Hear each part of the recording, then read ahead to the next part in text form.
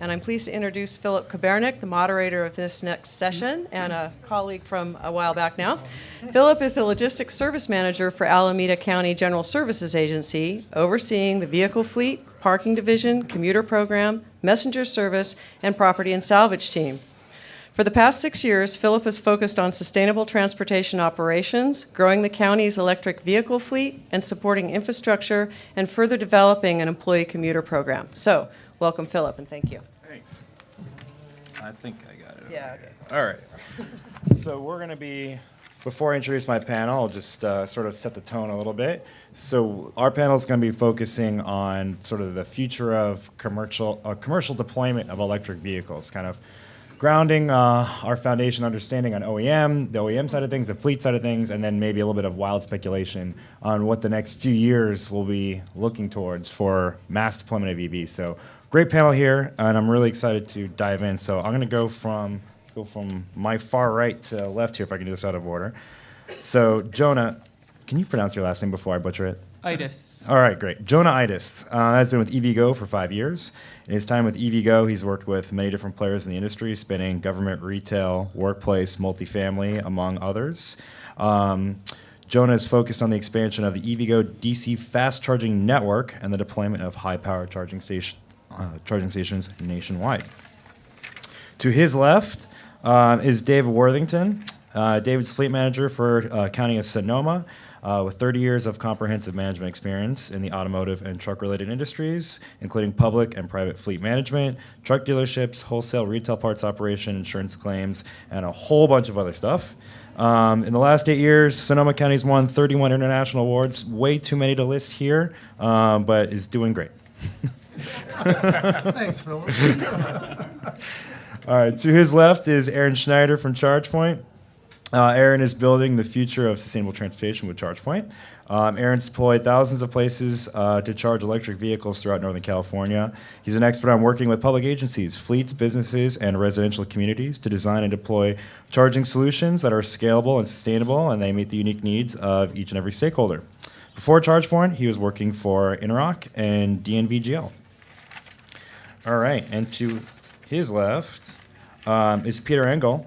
So Peter has been working with public transit and transportation demand management for nearly 25 years, beginning his transportation career in Washington State and then Napa, California. In 2006, he began working for the Contra Costa Transportation Authority. So as director of programs, Peter is responsible for the programming and allocation of Measure J sales tax to the county's 5 public transportation operations. In addition, he's responsible for the oversight of public funding associated with paratransit and community-based services.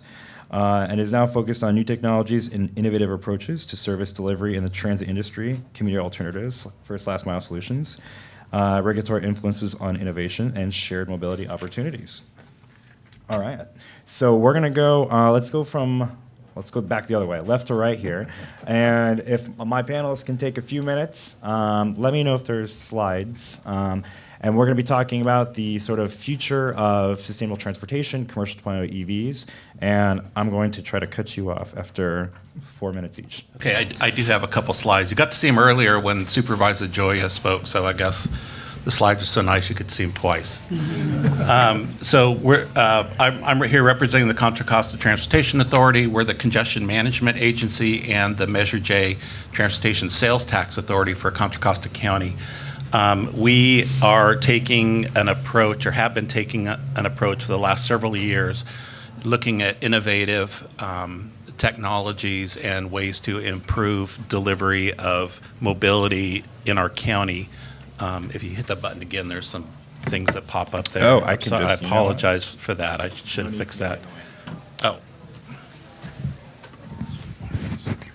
So I'll just focus on a couple things.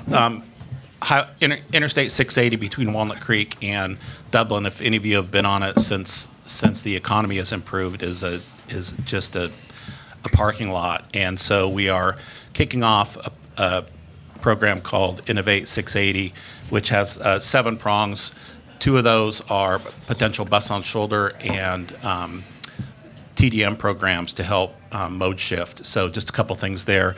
The big project we've got going right now is our SAV project, Shared Autonomous Vehicle. So I guess that hits all 3 of the R's it's shared, it's autonomous, and it's electric.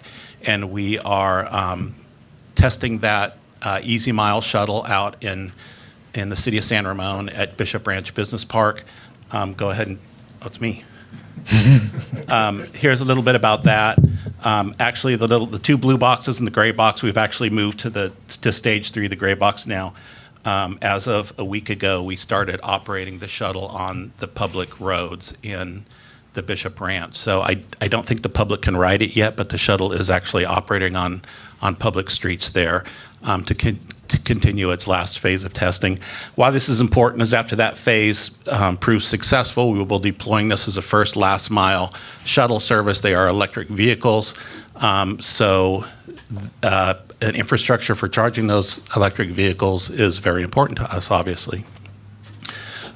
Supervisor Joya in the panel previous to this talked a lot about the readiness plan, the development of a readiness plan. CCTA is working with the county, with Jody, on putting that plan together. We have a scope of work, a couple of tasks that might be of interest and things that we've talked about earlier today from a communities of concern perspective, disadvantaged communities. We've got a couple elements.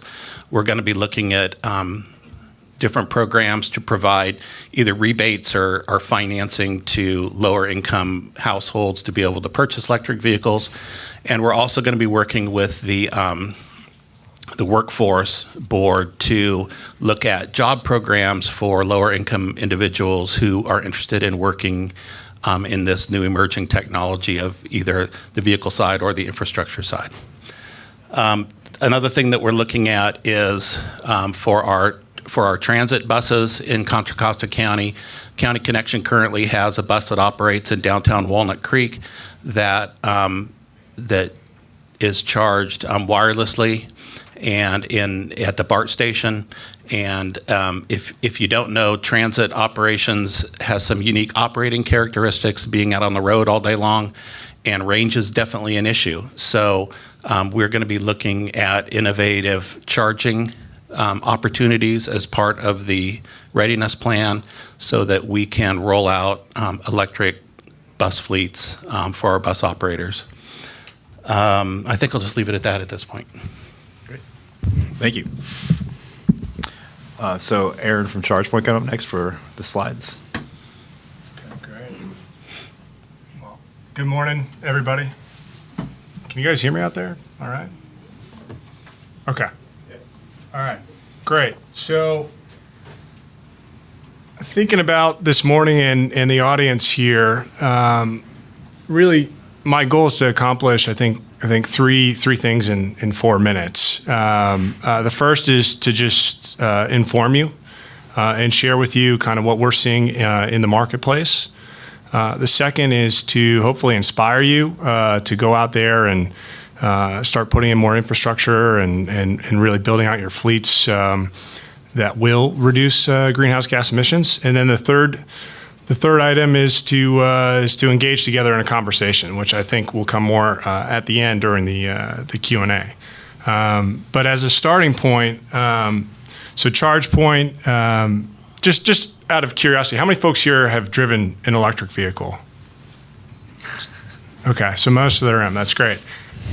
Our perspective is, the moment you drive an electric vehicle, it's way more fun. It's a better experience, and that's our slogan: driving a better way. It's a better experience. If you've ever driven a Tesla in particular, I think it's a fantastic ride. It's incredibly fun, and you walk out of there saying, "Oh yeah, I'll sign $120,000 check right there, right? Why not?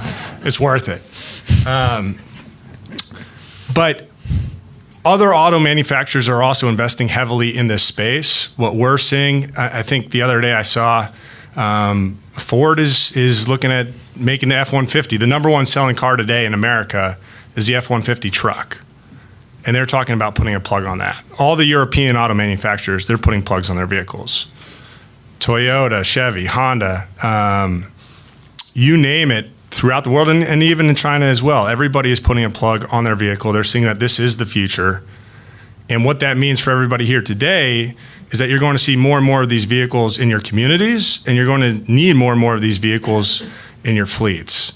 And so hopefully you start to think about what that entails. And there's been a lot of conversation already about having a plan in place on the infrastructure side. We're here as a resource for you. As a company, we've been in business over 10 years now. We have over 46,000 places to charge across the country. And we are now a global company as well. We're in Europe, actively working there as well. So think of us as a resource. Every 2 seconds, somebody is plugging into the ChargePoint network. We have a tremendous trove of data, and we're happy to share and engage with you just as in a consultative way. So I wanted to get that message out there today. We can flip, I guess I flip to the next slide, huh? So kind of on the second topic, Philip was challenging us to think about what is the future going to look like. And when we're saying billions and billions of dollars are coming into electric vehicles today, it's not just passenger vehicles. It's bus, it's heavy duty, it's light duty, it's ferries. I mean, there was a thing the other day that people are changing their ferries to. How are you going to charge them? And then I think, kind of the craziest one is the flying Ubers, right? The flying taxis. So at some point, I think probably in all of our lifetimes, we're going to click on our phone and order an Uber taxi, right? That flies you to your next destination. Maybe you only do it once just for kicks. Seems a little crazy to me. But when you look at your fleet, it's not just your passenger vehicles. It's every aspect of anything that moves anybody anywhere. And so getting that message out and really starting to think about, hey, when you go to the dealership now, you're going to have more options. Up until recently, there's only been a couple of options. Most of them have been very difficult in terms of procurement. But now we're seeing a lot of fleet folks are actually buying Chevy Bolts in large quantities for their fleets. What happens when there's more options out there at maybe even better price points? And the challenge that I'm seeing is it's becoming easier for folks to actually buy the vehicles, but then they don't have the charging infrastructure. So they call us up and say, Aaron, I've got 50 vehicles. How do I charge them? I say, well, probably should have started on that 2 years ago, right? And so this is one of the things that I hopefully, there's a lot of incentives out there. There's a lot of expertise, both on this panel and in the broader community here. Northern California region has been one of the leaders in the space on a global level. And so there's a great opportunity for us as a community to really drive this forward to the next level beyond the pilot stage. I guess we can flip to the third slide.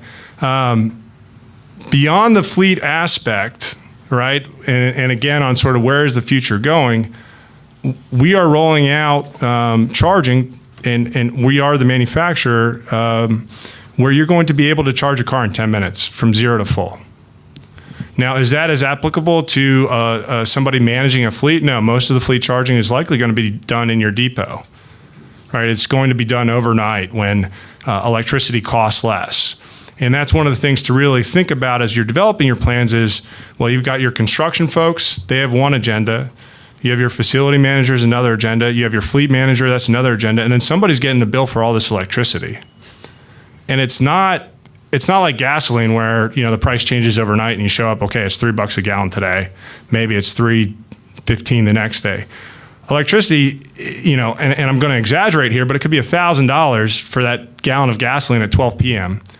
and maybe $1 overnight, right? Obviously, I'm exaggerating here. But when you develop your plans, that's a key piece, is to think about how are we going to manage this on an ongoing basis? And are we selecting the right solutions to manage this on an ongoing basis? And, the charging industry itself, I think we've seen a lot of change over the years, and a lot of different market entrants over time. And getting the investment right up front is important. Because if you don't get it right, then you end up having to replace things or do an entire new retrofit, and you get a black eye for a bad project. So I would encourage everybody to leverage the expertise of folks like ChargePoint and EVgo and the broader charging community, folks like Philip and David, who have tremendous amount of expertise to figure out how to do this investment in the right way, because it's happening. So with that, thank you. It's great to be here. It's exciting to work with many of you in this room, and and look forward to the Q&A. Thanks, Aaron. Good morning, everybody, again. David Worthington, Fleet Manager for the County of Sonoma. We are living in a transportation renaissance. Every time I get a chance to talk to people that aren't in our industry, I explain that to them. In 2010, we were able to buy an electric vehicle from a mainstream manufacturer and drive it right away. Even though you had to plug it into a 110, 115 outlet, you could start driving an electric vehicle. I wasn't so sure 20 years ago that that would happen in my lifetime. And now we've got every manufacturer on the planet racing to build EVs, and for a lot of different reasons. But we are in a transportation renaissance. It's a great time to be alive to see this, particularly if you care about clean air and the environment. These vehicles are making a tremendous difference in the air that we breathe. And we see that just in fleet maintenance in our facilities when we're not having to run engines inside the facility to test things. We've got an electric vehicle comes in, we rotate the tires, change the cabin air filter, and send it on its way. And we do that every other month, every 4 months. They're just low maintenance, they're very easy. The future is the integration of electric vehicles with autonomy, with a mobile workforce. And in my opinion, fleets can have a major impact in an increased adoption rate of electric vehicles. We've seen it in our own personal fleet. The first electric vehicles and plug-in hybrid electric vehicles we put in the fleet, we put into our motor pool, which is a rental pool. We had all sorts of different county agencies and departments using the vehicles. They would come back excited about driving an electric vehicle, excited that they didn't have to go to a fuel station, fill it up, or pay attention to the range or anything.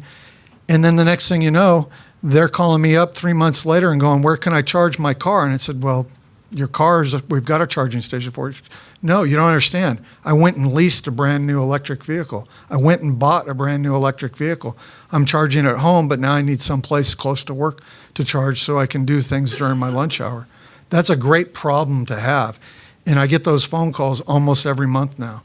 And as a fleet, I think we can get the adoption rate a lot quicker if we can provide workplace charging. And in conjunction, try to manage that with our own fleet vehicles being recharged. Beyond that, autonomy is going to be huge. That has huge implications for counties and cities and other state agencies and federal government on fleet vehicles. We can probably take 20% of our fleet and get rid of it just with autonomous vehicles because the utilization will be much higher. We've got different departments such as human services and health departments where they go out into a community and they're visiting somebody for 3 or 4 hours and the vehicle sits there parked. An autonomous vehicle could drop them off and then go pick up another member of their department, transport them to the next member of the community they need to deal with, and then go back and pick up the person. So you have one vehicle doing the job that currently takes 2 or more. That's a huge implication. Fewer cars being manufactured, higher utilization rate, lower overall costs for the fleets. Electric vehicles in general, we don't replace brakes on them. Our hybrid vehicles, we do not replace brakes. Right up until we actually sell them at auction. And even then, we've got 30 to 40% brake life left because of the regenerative braking. That doesn't sound like much on a car, but when you get into our large trucks, that could be as much as $10,000, $12,000 in savings for the fleet. Again, it reduces our costs. There's a lot of great things that are happening right now, and I think the intersection will be autonomous and electric vehicles. And it will be good. It'll be a great benefit for all of our government agencies. And if we can do it right, we can encourage our employees, which are a significant workforce in California, to adopt the same type of technology in their home life. Thank you. Thanks, David. Hi, I'm Jonah Itis. I'm the Director of Site Development with EVgo. You can jump to the next slide. Actually, Aaron has the perfect. Pass it I down. will. You got it. So EVgo has been around for about 9 years. We started in Texas. 9 years ago in Texas, it seems like a really silly place to start doing EV charging, and it was. We're now based out of Los Angeles. Out of our more than 1,000 DC fast charging locations, about 250 of those are in California, and more than 100 of those are in the Bay Area. We are right now almost exclusively focused on public DC fast charging. We do some level 2, but mainly it's, if a particular site really wants level 2 there in addition to DC fast charging, we don't do a lot of exclusively level 2 charging. We are far and away the leader in public DC fast charging in the US. We actually have more public DC fast chargers in the United States than every other provider combined. Tesla is kind of in its own realm. They're not really public. They're kind of an exclusive network. But even with Tesla, Tesla has about 5 locations in the Bay Area. EVgo, as I said, has over 100. You wouldn't know that from some of the press articles you see out there. Somehow when we have an article written about EVgo, it turns into an article about Tesla. But we are out there, for real.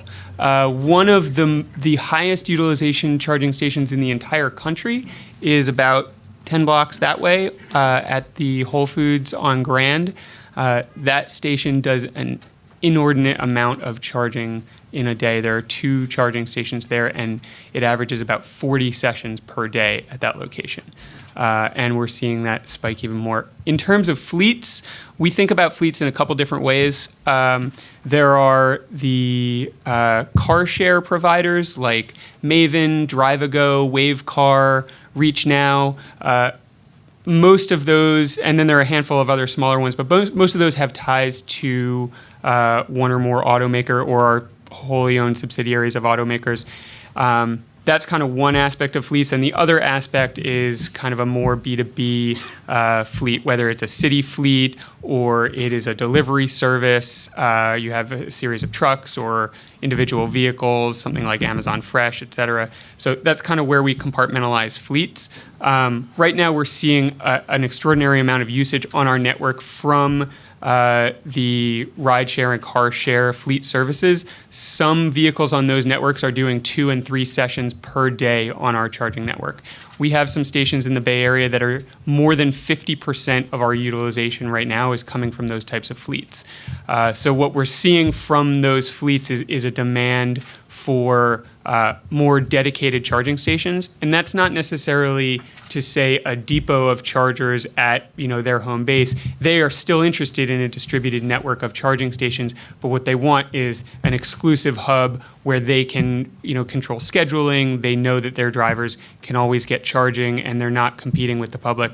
For EVgo and for the rest of the public, we're seeing constraint on our network where we've heard from some drivers, regular vehicle owners, or that they're feeling boxed out by some of these fleet drivers.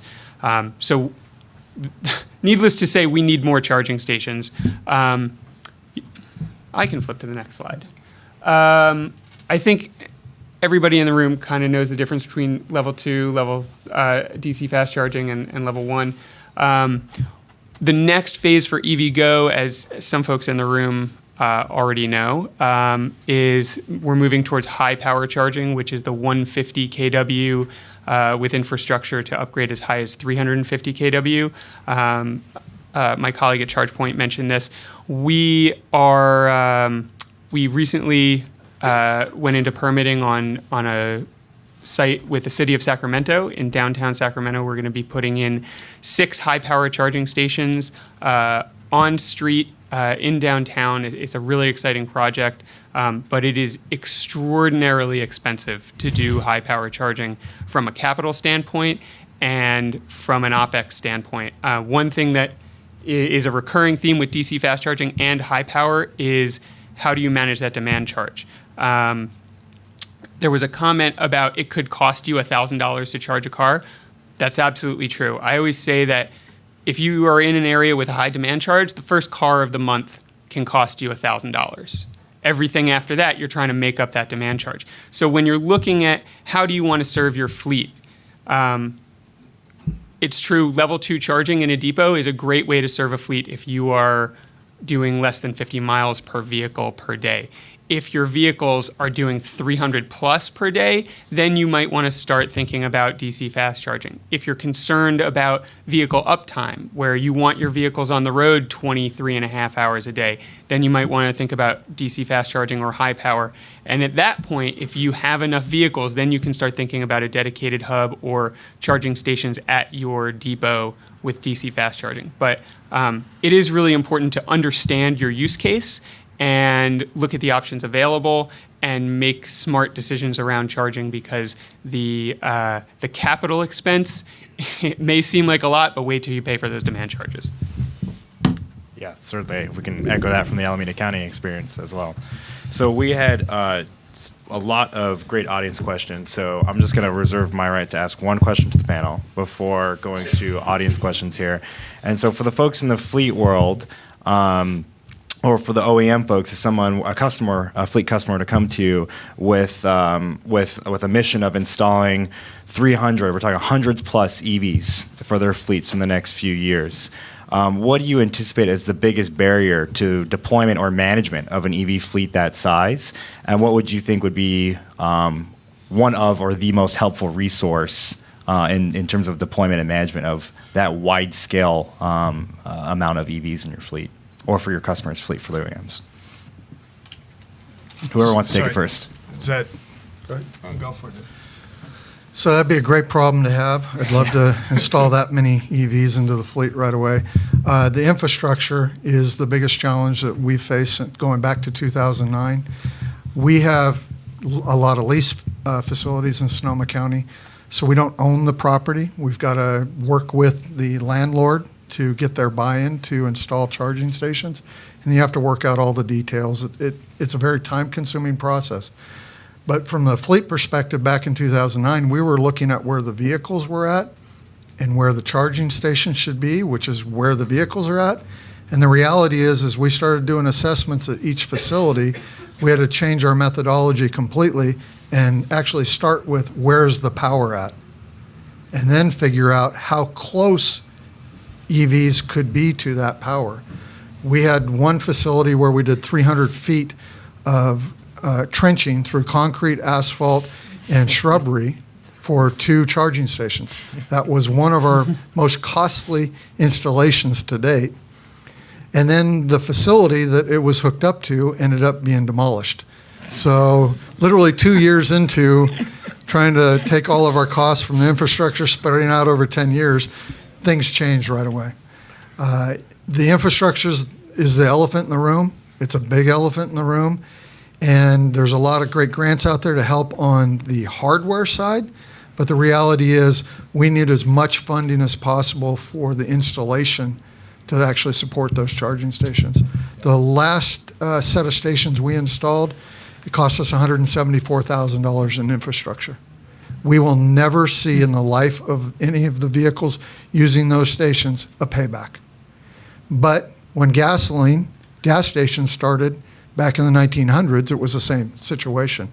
We have a lot of gas stations that cost a lot more than that to install, but they've also been in service 40, 60, 80 years.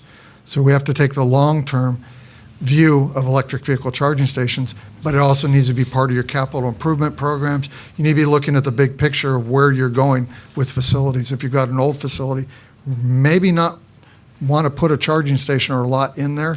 If it's going to be demolished, it's going to be moved, or a new facility is going to be open 4 or 5 miles away. Yeah, I'll add. We actually work on projects of this size and scale today, where you're talking about fleets of 300 electric vehicles. We have projects that we're working on today, and projects that we've installed of that size and scope. And David's absolutely right. It is the electrical construction piece that is the most challenging, the most time-consuming, and the most expensive. Now, one of the things that we're seeing as we start to do these projects of this size and scope is that there's a conception out there, or almost a misconception or perception, that you need to have the full amount of power available on site to provide a full level 2 charge or a full level 3 charge or what have you. When in actuality, if you scope it out with the right type of solution, you can oversubscribe all of your electrical capacity to manage the vehicles without paying for all of this initial upfront cost. And by that, I mean every vehicle that shows up in anybody's fleet, or if it's just your regular passenger vehicle, if we all show up here today for this conference, we're not going to show up empty. Some of us might be close to empty. Some of us might be close to full. So the idea that every single one of our cars is going to need a full charge is actually inaccurate. And there are ways to approach your infrastructure where you look at your route schedules, you look at your dwell times, and you look at when you're going to charge, and you can manage that dynamically and actually reduce your cost by 30, 50%, add in, some peak mitigation ideas, and all of a sudden what you thought was a $10 million project or $5 million project, it gets shaved in half.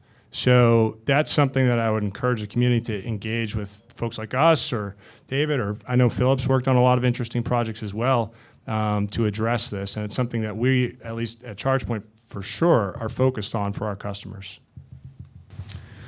Yeah, definitely a good problem to have, one that we're also actively working on solving.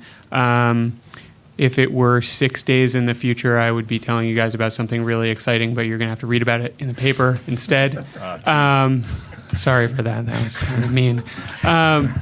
But for us, we are really focused on the high utilization, high uptime vehicles rather than the vehicles that are going to sit overnight and charge at a depot that maybe is owned or leased by our customer. So for us, the biggest challenge and also our biggest value as a partner is site development.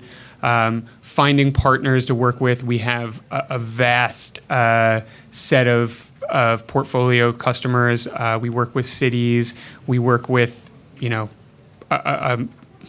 work with a lot of different types of property owners and property leasers. Not all of those properties are interested in having fleets come to their sites and charge.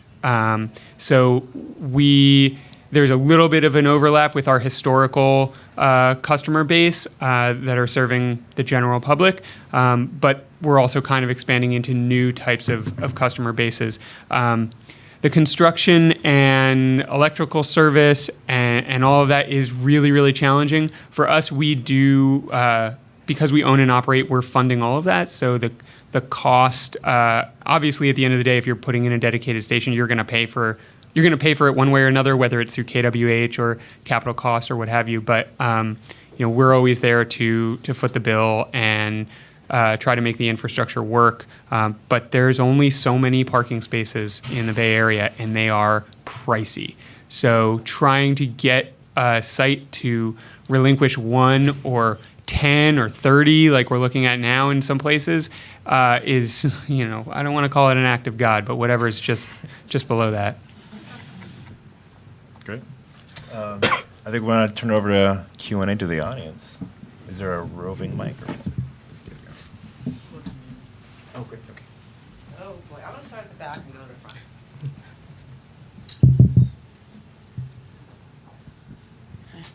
Hi.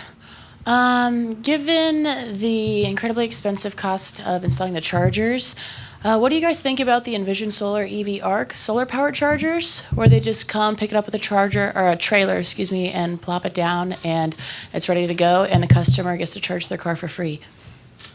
I guess I'll jump in since Envision is a partner of ours, and I have worked on a number of Envision projects. It's a great solution depending on the specific use case. There are some unique challenges that come with it because you will need a large solar array and battery storage if you want to be able to charge vehicles continuously. So there's a great opportunity there. I'm excited about some of the things that are in development, and we do have these projects out there today. But it's not necessarily going to fix or solve the solution up front, and a lot of times it can be more expensive. I'll just add real quick from Alameda County and our fleet perspective. It's real interesting to us too, especially as we start to get more and more, EVs become more and more essential part of our fleet. We have to be looking at things like what do we do in emergency management situations, grid failures, power failures, things like that. If we can't use our EVs, It's a big problem. So things like that are pretty interesting in terms of how we manage an EV component that's not just on the fringe, but really a main part of our fleet. So it's pretty neat. I'll add that I've been looking at that technology now for 6+ years. I think it's a great niche market technology, but it does have its limitations in fleet applications as well as public. One of the challenges with that particular design is from an ADA perspective. If you're trying to place it in a parking lot where somebody with a handicap can use it, you have a lip that you have to actually go up if you're in a wheelchair, and that creates some challenges. The other thing that we have in a lot, especially in the Bay Area, the parking spaces are not that wide. They're fairly narrow, so when you actually drop that into a location, you're reducing your parking. One of the things we were looking at, like Philip was, for emergency applications, the recent fires in Sonoma County, the amount of smoke in the air, we would not have been able to use those for at least 5 to 7 days. So, and that's when we would need the electricity or the vehicles recharged the most, would be in the initial 48 to 72 hours. And again, just because of the density of the smoke in the air, they wouldn't have been recharging through solar. I think it is a great solution for some very specific applications, but from a fleet application, if we're going to go that route, we might as well just install a solar array and batteries and not change the size of the parking spaces. Yeah, it's a cool product, not nearly enough power for DC or high power. David, I heard either you or one of your colleagues from Sonoma Fleet talk about, this was a while back at a presentation somewhere, talk about the ADA requirements regarding chargers. And at the time you identified the fact that you said a lot of the charging stations out there don't meet ADA requirements. Can you talk about where we are today? Is there a common set of ADA requirements as folks seek to install EV chargers? Where are we on that? Because it was the first real thorough discussion I heard about it was when you talked about it. It was in Richmond probably about a year ago. I've learned more about ADA than I ever wanted to. And I'm not an expert. I'm an amateur at it, but I've learned a massive amount over the years. And what started that was our local paper did an article about electric vehicles, and they took a picture of fleet-only charging stations, which at that time were exempt from ADA, depending on how you read the regulations. And we have some great advocates that live in Sonoma County. They saw that picture and called up our Board of Supervisors and said, what are you doing? Those aren't ADA accessible spaces. So that's when we got involved with it. We served on 2 working groups at the state level with the state architect. First working group, we had almost everything hammered out until the last public session when a lot of advocates showed up and they brought up some great points that weren't taken into consideration in the work group because we didn't have enough advocates in the work group. So we started up a second round, and in January of 2017, they released the latest building codes, which have some great things in there and are the guidance now for the installation of electric vehicle charging stations. I did make that comment years ago that at the time, from what I'd seen driving up and down the state of California, that 95% of the charging stations that have been installed did not have any ADA accessibility engineered into them. I think that's gotten a lot better. I don't think we're down to 5%. I think we're probably down to 75% still don't have any ADA built into the stations. We've learned a lot. We came out with our own program guidelines back in 2011 to address the issue because there was a lack of information coming down from the state and federal government. It helped us quite a bit, and then we've learned a lot since then. One of our first stations was very crude and simple. People could just pull up and use it. After we learned what we did, we went back and retrofitted that site, and it was about $35,000 to retrofit the site, but it was the right thing to do. I've also argued that there are no electric vans for wheelchair access, but then I had a good friend of mine that's paraplegic remind me that you don't have to have a van to use a wheelchair. He has a carbon fiber wheelchair that he can flip out in one motion with his hand that he stores behind the seat of his Crown Victoria. So that was eye-opening for me. So just because you think wheelchair doesn't mean you necessarily have to have a full-size van that's all electric or a plug-in. It is a challenge. It's going to be an ongoing challenge, but the guidance that's in the new building codes that were released in 2017 are very good. They've done some great stuff, and they've given fleet applications some gray area for exemptions. So those are considered the ADA standard? For California, yes. At least until a court changes that. So earlier when I said that finding sites is the hardest thing about building EV charging for fleets, I had left out ADA because technically there is an exemption on fleets. But with regard to the ADA, there are some really significant challenges in there, and there are some. The way I like to look at it is, if there's a problem that we can throw money at, fine, that's perfectly legitimate. But there are so many situations where just logistically you cannot solve ADA even if you throw an infinite amount of money at it. And trust me, in Sacramento, we're spending $175,000 just on ADA compliance. So we are throwing plenty of money at it. But specifically the accessible route is a really challenging situation. It's not, my opinion is that it's not 100% applicable on DC and definitely not on high power, because in a lot of cases, the charging station is the destination. There's nowhere that people are going. But you can track a drop off in our development of charging stations in conjunction with the new ADA codes. They make it way, way more difficult. And as I said, we're fine spending the money. But there are so many sites that we just walk away from because we can't comply with ADA. And I would add that this is for retrofitting existing facilities and parking lots. Any new construction with the California Green Building Codes, it's really not a problem. Yeah. The runways are engineered, they're part of the codes. When the buildings are produced, they have everything there. So when you're ready, all you do is actually put the hardware in, which is the least expensive part of a charging station infrastructure installation. Especially if you've made that new fleet facility EV ready. Yes. Thanks, Philip, for the plug. We just opened up a new fleet facility a year ago, and we plan for electric vehicle charging stations. We have, we're going to install 2 more. We'll have 18 charging stations at the new fleet facility servicing 36 spaces, and it's working out really good. Especially considering the vehicles, most of them are rental pool or motor pool, so they're used throughout the day. They're returned at night usually, and then they charge up overnight, and they're ready to go the next morning. Any other questions? Yeah, Tim Littman from UC Berkeley. Kind of weird sound. Question for EVgo.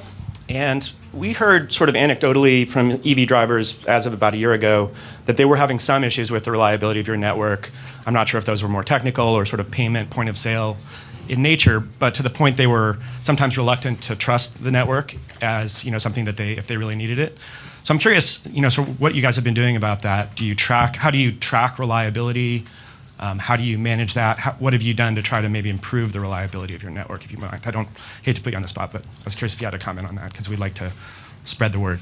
Yeah, you said UC Berkeley, not ChargePoint, right? Is that? That's correct. Yes, I'm with UC Berkeley. I'm a friend.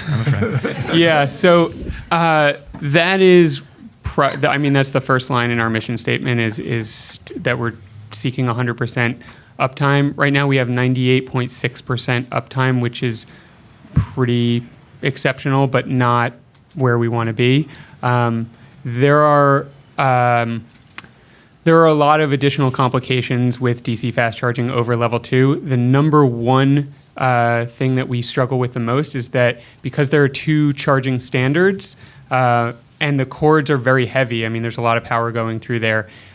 When you've got these 2 cords that are often tangled and you can't have a metal head of the charging cord, it's got to be some kind of plastic. People are struggling with them and dropping the cords. We replace those cords several times a year, and it's A, incredibly expensive to replace them, and B, we can't do it overnight. We have, in the last year, we've upgraded to a new charger monitoring and control system, so that's helped us get a quicker service out to the charging stations. We've expanded our service network and our network of technicians, but it is really challenging to keep these charging stations up 100% of the time. It is our number one priority. But unless somebody wants to say that CHAdeMO or CCS is going to go away, we're still going to have broken charging connectors that we have to replace. I drive an EV and I use our charging stations all the time.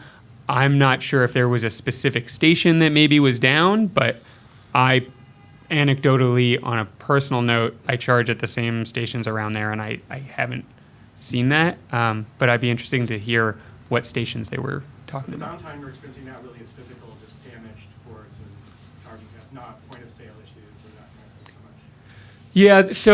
Yeah, so one thing I will say is that the first generation of charging stations that we put out came from an automaker. They were given to us for free to install, and those charging stations have had a lot of issues. We're slowly replacing those charging stations, and we plan to have them all replaced this year. Those particular charging stations, I know there are two. There's one in Emeryville, one in Berkeley still, but they should be replaced this year. But yeah, if you're relying on that particular station, they're not great. Their screens weren't reliable.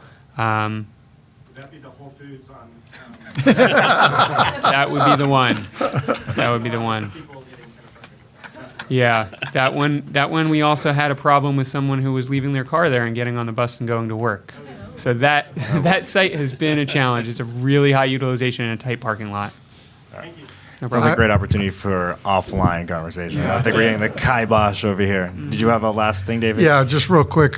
I manage the public and fleet charging station infrastructure in the county. And a lot of the problems with charging stations are operator error. It's incredible how many phone calls I get. I start talking over the phone to them, and they saw somebody wave a little charge point or card, and they were able to charge, so they bring out their credit card, start waving it in front of the station, thinking it's going to pick up their credit card. No, it's a different technology. Your credit card doesn't have RFID technology in it. We've had people that, because the stations are in spaces fairly close together, they take the cords off and then they cross them and plug them into the wrong station, which locks up the software. So we physically have to go out there and lock it and move cords around. We've seen some pretty crazy stuff from first-time EV users. So some of that downtime is operator error. I think I can beat you on one of those. I've had one of our fleet users, we have an emergency trickle charger in a lot of our EVs, and they plugged that into the charge port instead of the actual connector on the charging station. And so we just sort of had a dangling station coming out. It was a mess. On that lovely note, I think we're going to end our panel here, so if we can give a round of applause for our panelists. Thank you. Okay, so we're almost ready for lunch, but I want to put out a shout out that Julie Johnson from Ryder is here, and she's got a medium duty all electric van outside that you can take a look at. So please stop and check that out on the way out. And so we have about 10 minutes to go grab your lunch. So please be back here at like 12 after if you want to hear John Mikulin talk about diesel emission reduction strategies and funding.